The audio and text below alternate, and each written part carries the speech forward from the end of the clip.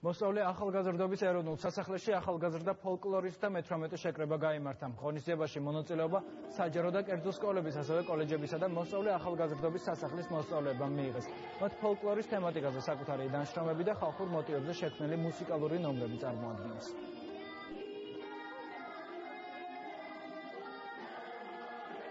ყოველი წელს ვწმუნდებით, რომ ხალხური შემოქმედებისადმი, ზოგადად ჩვენი სათავეებისადმი, ჩვენი ფესვებისადმი, რაც უფრო გადის ინტერესი კი არ წლებულობს, მიდიქით მატულობს.